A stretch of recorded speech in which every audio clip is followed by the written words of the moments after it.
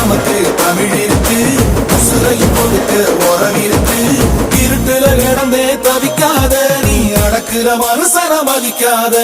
பரம் பரம் தமிழ வரலாற்று திருத்தி எழுதும் தலைவர்.